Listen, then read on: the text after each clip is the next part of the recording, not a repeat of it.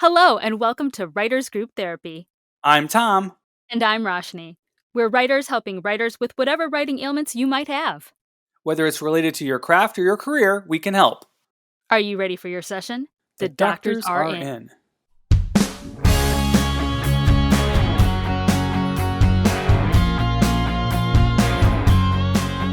Welcome to Writers Group Therapy. In this session, our guest is screenwriter and screenwriting teacher Tom Vaugh. Tom teaches screenwriting at the University of Houston, his alma mater. And online, he offers tons of free writing advice online through his daily posts on X and his weekly story and plot newsletter, which has nearly 5,000 subscribers. Tom doesn't just preach, though. He practices quite a lot. His 2018 film Winchester starred Helen Mirren, and his 8th film, The Haunting of the Queen Mary, came out in 2023.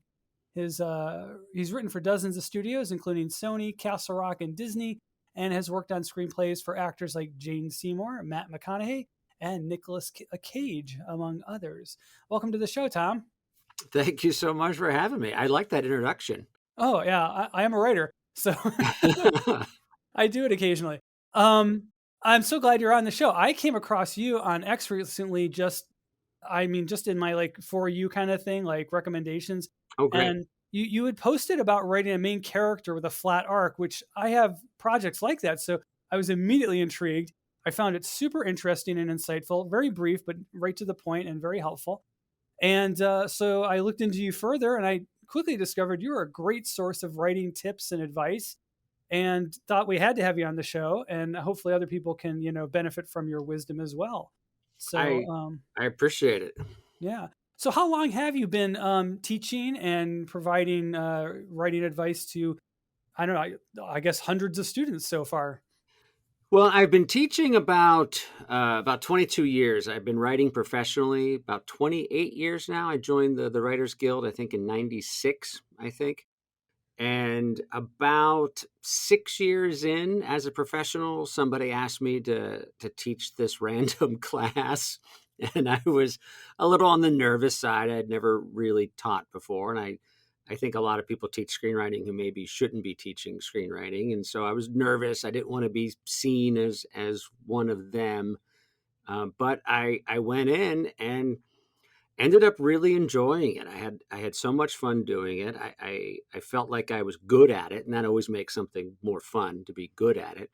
And it really made me a better writer. It really forced me to start thinking about things in a different way.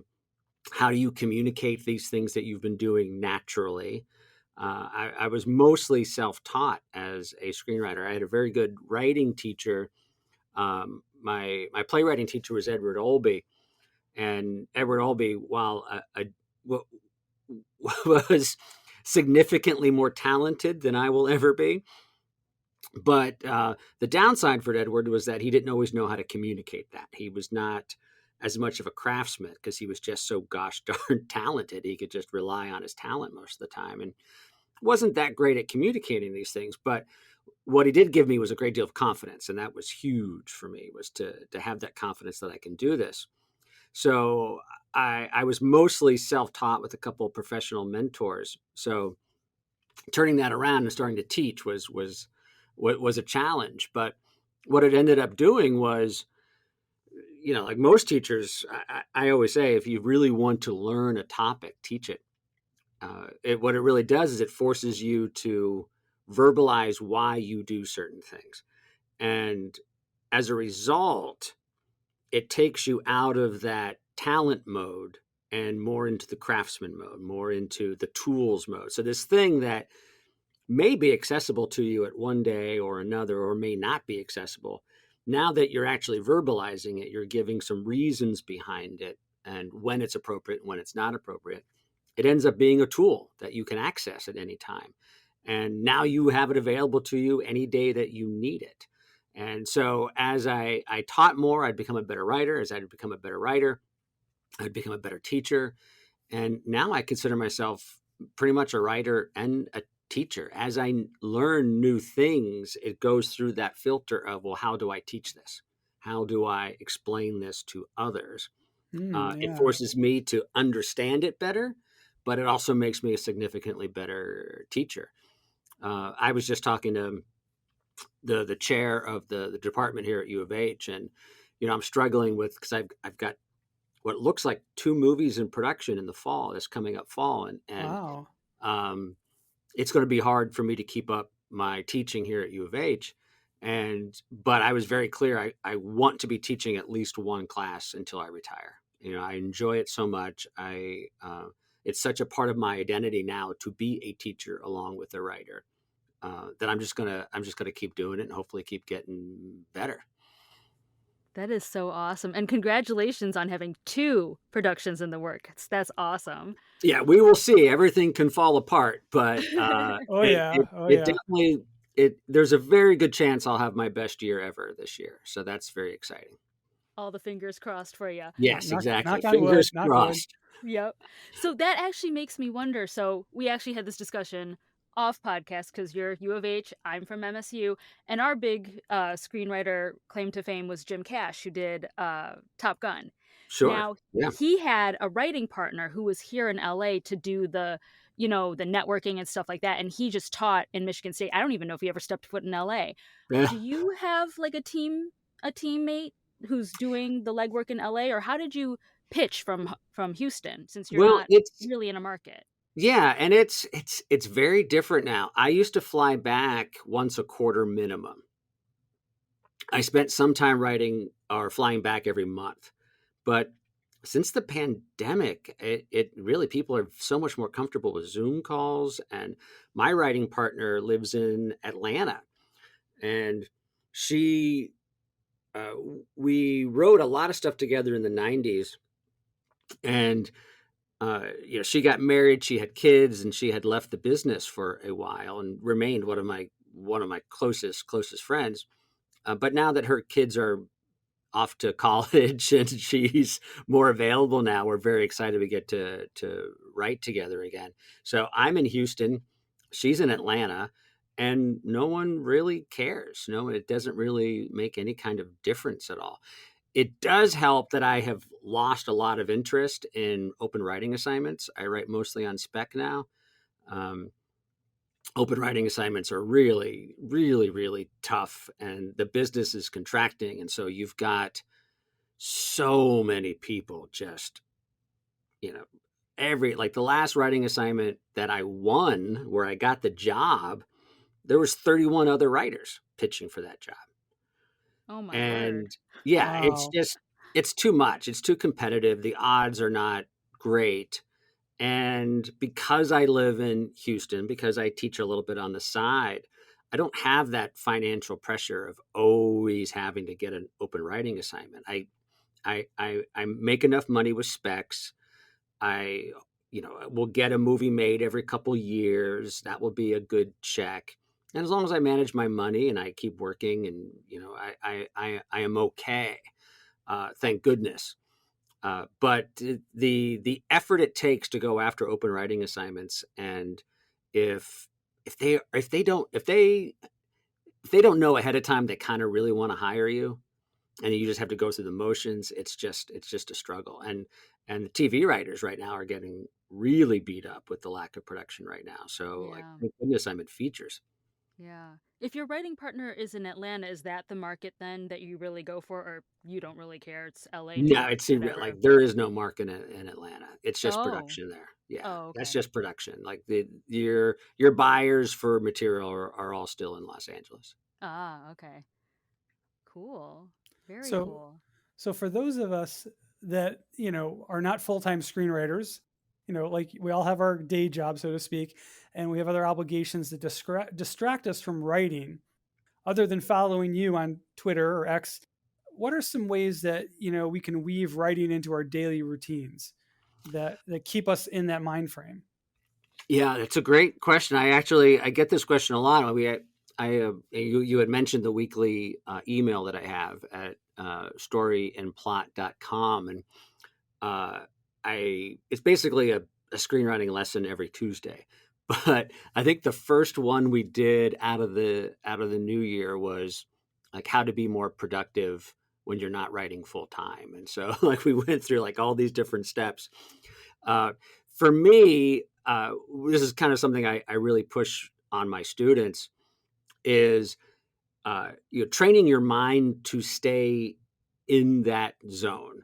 And whether that's you're writing every day or you are coming up with story ideas every day, I have an exercise I really like to do when I don't have enough story ideas. Like right now, I'm backlogged with story ideas, but I've had times where I was very nervous about, like, oh my God, am I running out of stories to share with the world, which never lasts. Like you always have this moment like, am I all out of stories? And it lasts a week and then you're back to normal, but it's long enough to panic. But one of the exercises I really like is to come up with a story idea every day. And the goal through this is not to come up with a great story every day. The goal is to come up with a story idea every day. And if you do it for 30 days, you might get 3 or 4 good story ideas out of it if you're lucky. But what it does is it trains your mind to take in the world through a storytelling lens. That as stimuli happens around you, things that you see on the street, things you see on the news, things that you read, stories your friends tell you or the family tells you, you are now bringing that information in through the filter of, is this a story? And it works the same way whether you're writing down dialogue every day or you're writing down scenes. I miss the days of just working on one single project, because when you were working on that one single project, everything was coming into the filter of, it doesn't help that project, whether you're sitting in the shower or standing in the shower or you're trying to fall asleep and like, oh, dialogue. And you're constantly in that mode of that particular story. But you could also just do it from a bigger picture storytelling. So if you are writing every day, if you are taking notes every day, if you're coming up with story ideas every day, these aren't necessarily productive or to be more productive hints. But what it does is it keeps your mind in that mode. Because when you take a long break, you have to retrain your mind to be a storyteller again. And so it's just the ability to keep your mind rotating in that zone day in and day out. And then eventually, you hit the bullseye. That's a smart. Yeah, I mean, because it doesn't Mm-hmm. all have to be gems. You just have to just keep, the discipline Yeah, versus the motivation. Yeah. just Yeah. keep it going. I keep a It's whole file. I've got ideas for decades if I ever get around to writing them. yeah, But it some of it's them are it. weird. Some of them You'll are see it weird. a lot with comedians. My people are improvisers, where because we improvise every day, or I don't improvise every day anymore. But when I used to, and they do it every day, the world is always coming in through the lens of, is that a bit? Is that an unusual thing? That is there a game to play with that? And so you're like they're never quite off stage because they're taking in the world from that perspective all the time. Hmm. Yeah. That's cool. That makes sense. Yeah.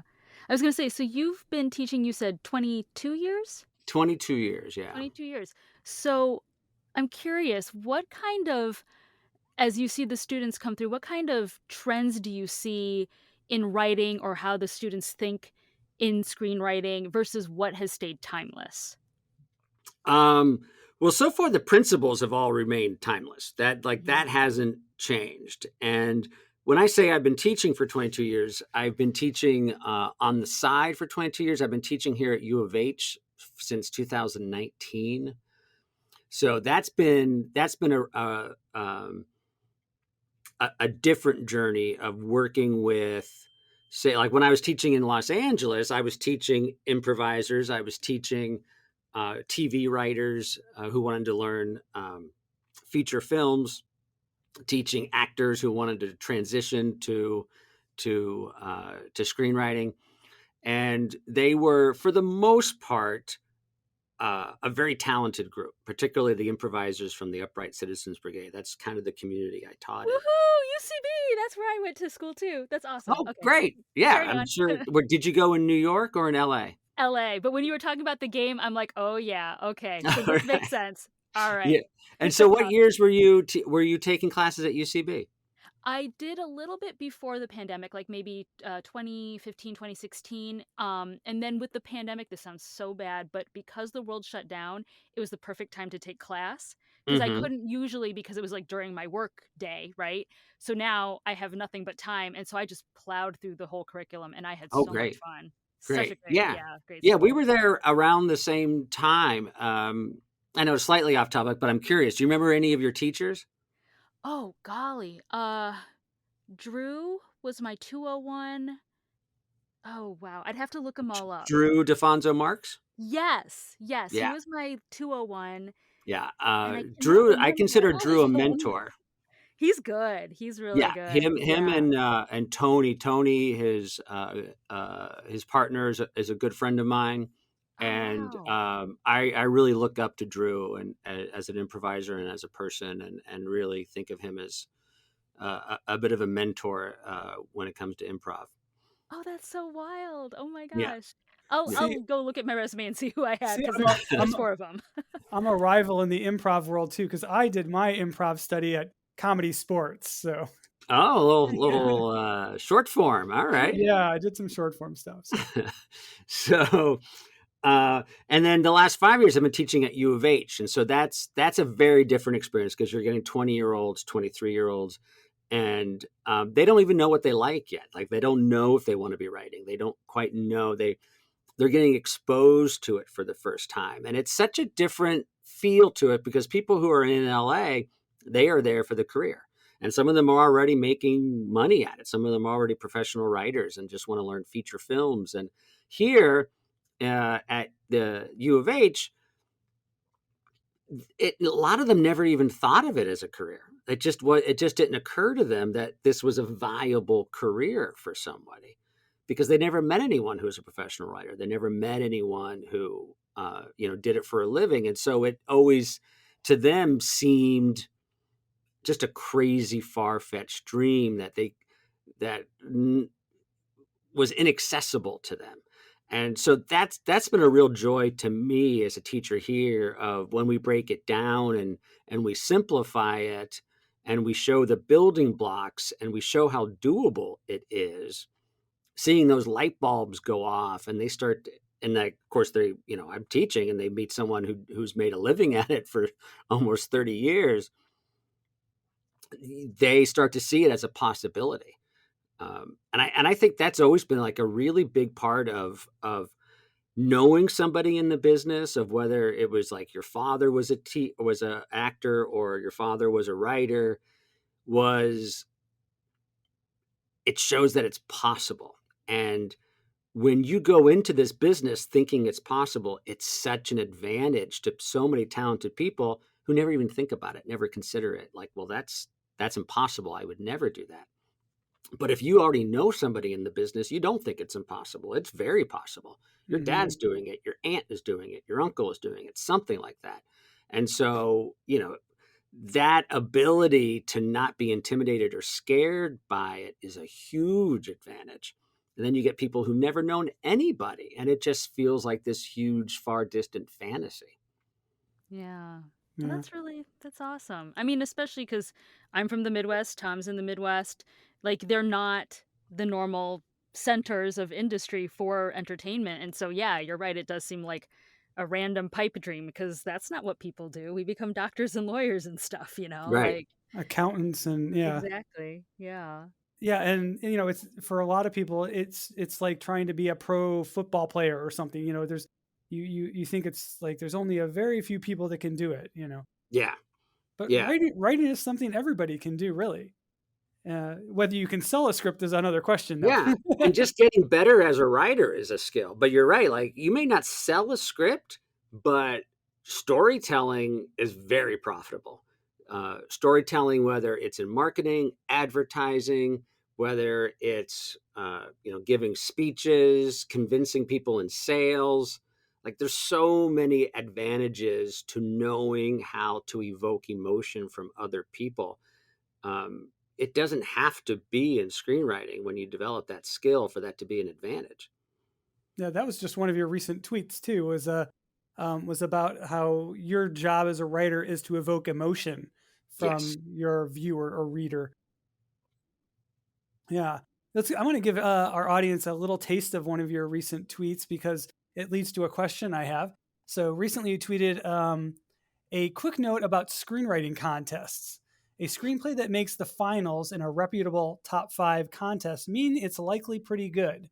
A screenplay failing to advance out of the preliminary round of the same contest tells you absolutely nothing either way.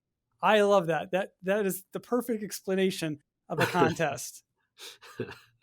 Yeah, I like you. You have so little knowledge of who those readers are in that initial round. You know nothing about any of them, what they're doing, who they are. Uh, it is. I have very little confidence that I could take a script that I've sold for six figures and like feel confident I would get out of the preliminaries. I just don't, because I just don't know who they are. I don't know what their mood is. I don't know how much they know about screenwriting. I don't know what kind of uh, you know pile of scripts they had that day. I mean, it's just, and I see so many people get disappointed because they didn't break out of the preliminary round of some contest, and I'm like, you just don't. It really means nothing, and it's also a very good reason of like there's only five or six contests that are worth entering. Like there are like the other ones are just there to make money for somebody else, and they're not the worst thing to get some confidence because you win the Long Island Film Festival screenwriting contest. Like that's not a terrible thing to win that. It's not something you like want to brag about because most people like know it's not the biggest deal. But if you can gain some confidence from that and go, hey, I'm working in the right direction. Like I just need to keep getting better. I just need to keep moving forward. But clearly, I'm not incompetent. That's huge. Like that, just that mental breakthrough is gigantic. I told you my playwriting teacher, like him giving me confidence was the greatest gift he gave me. So I don't mean to poo poo that because I think it's worthwhile. But the contests that make the most difference are the contests that really fight for you after you win it. The ones that really make a point to make introductions, that really market you afterwards, that help you establish relationships. When they realize that your success after winning the contest is their success, and for them to keep going and for them to keep being profitable means that you are successful after you win. Those are the contests that are worth entering. And there's only so many of those, there just are. But it's a good reason of if you enter one of those contests and you don't break out of the preliminaries, if that's a good script, you enter it again the next year. And then you enter it again the next year. And then you enter it again the next year. You absolutely do not take a good script, don't break out of the preliminaries in nickel, and then never enter nickel again with that script. Like you just don't. Like you don't know who read. There are too many stories of people who will win a prestigious contest and then didn't break out of preliminaries in another prestigious contest. It's just too random. So you just keep doing it. Now, if you write a better script and then you enter that in nickel, apparently nickel has switched to like you only get one entry a year now, which I think is smart. Yeah, the idea that contests are a great source of validation is good, but they're also kind of expensive. Mm-hmm. So what are some other ways that writers can get validation without spending $50, $100 a pop for these things to get some feedback? Yeah. Yeah, that's a huge part of it. It was just like how much disposable people ask me and I go, one, how much disposable income do you have? And then two, what's the contest? That makes a difference. So if you skip over the contest, uh, if you're looking for validation, that tends to be a little harder because you've got to make contacts and you've got to make relationships. Twitter's really good. Social media is really good for that. There are Facebook communities that I've noticed tend to be really kind of mean spirited. I've been really shocked of like how negative the Facebook screenwriting communities are. Really? You don't Oh, they're say. awful. Of They're course. awful. There is a podcast called the Screenwriting Life. I'm sure you guys are familiar with it. Yep. Hmm. They they have a Facebook group that tends to be a little more positive, a little more friendly that I like. Those people seem to be the people on seem to be nicer, but like the other ones, every time I go up there, I get a visit, it's people are just being really nasty to each other. No one knows anything. You're all idiots. That sort of thing. Um, so for me, of just working those scripts and money is an issue, you've got to make relationships. I can't think of another way. Um, Yeah, because that's money good. is time. Like that's Yeah. just people's time is like there is worth their money. Like it is difficult to people don't understand what an ask reading a script is. It Oh, yeah. is it is particularly if it's not a professional script. And I've read so many scripts over my lifetime, like I just don't read scripts anymore unless it's a job, unless it's like an open writing assignment or someone's hiring me to consult on it. It's a big ask, and I think people tend to not understand what a big ask it is, and so you have got to find what are you giving in exchange. Are you reading their script in exchange? Are you signing a check in exchange? Are you interning? Are you like I have an intern that I work with here at U of H. I'd do anything for her. She busts her butt. She writes something, I read it. And that's so it is. It is difficult. You've got to find community. You've got to find community. You cannot, particularly if you're outside.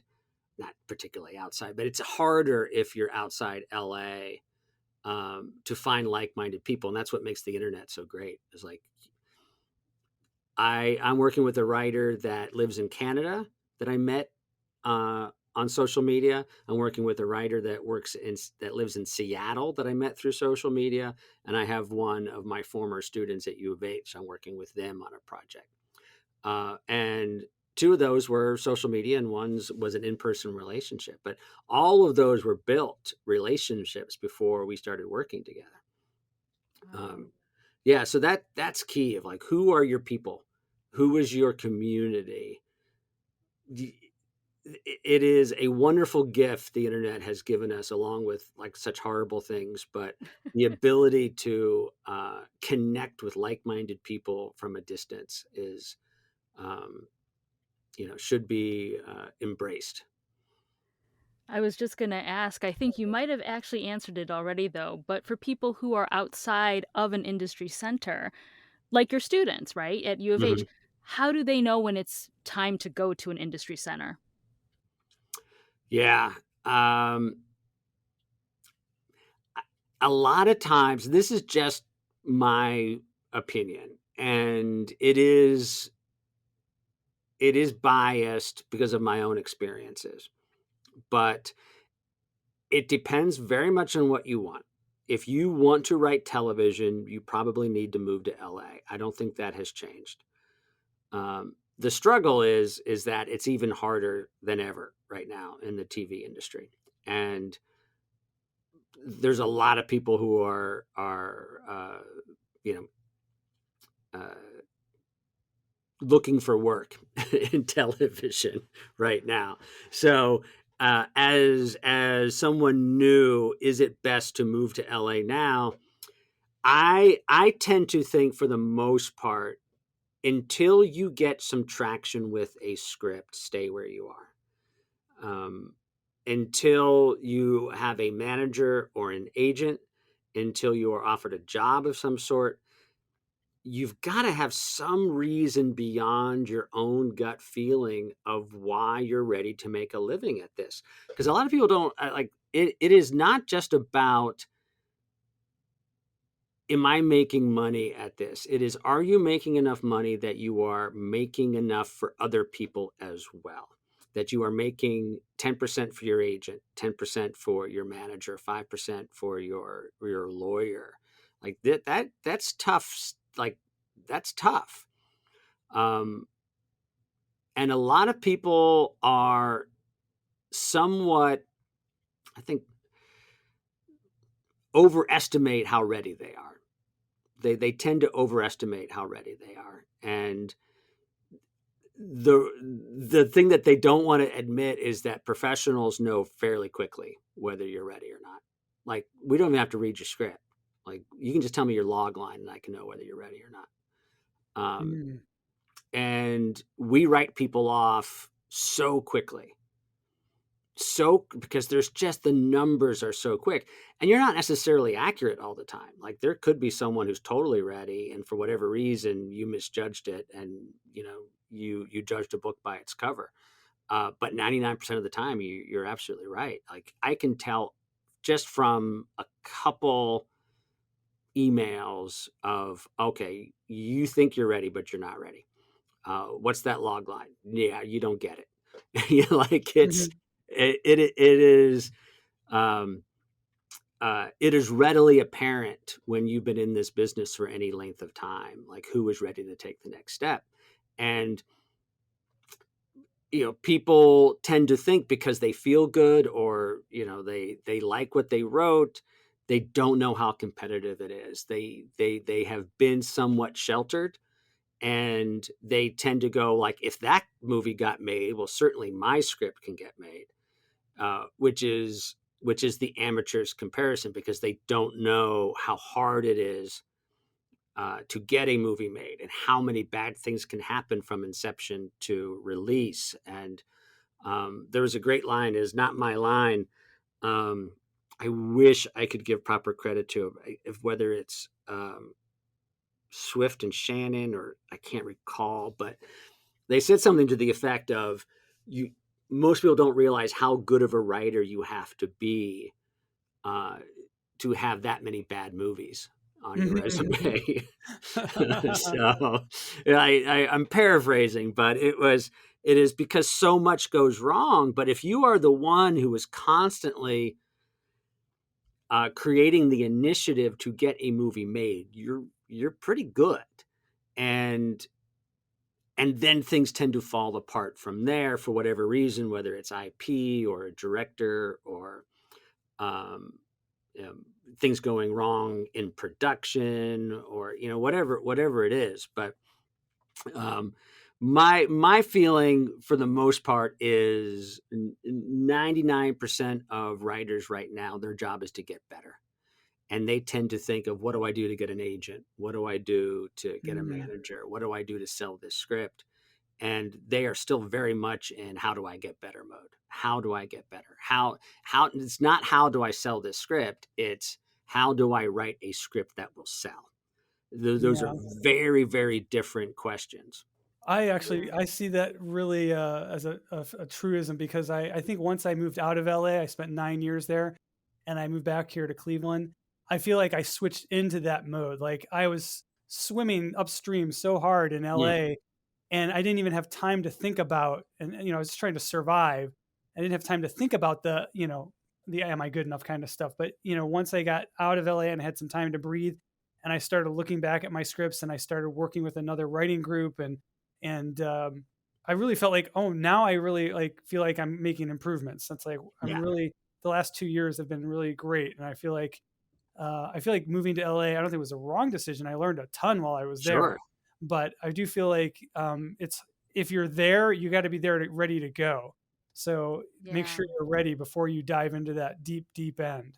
Yeah, and it's just getting more expensive, and it's just getting harder to have a good quality of life there. Hmm. Like, it is, and you have to be sure that you need to be there. Hmm. Like, if you're a Yeah. feature writer, I mean, there's not a huge reason you need to be in LA right now. Yeah. There just isn't. And going back a little bit to what I was saying earlier, like, I have been doing this long enough. I am firmly convinced that we are, without question, our biggest enemy.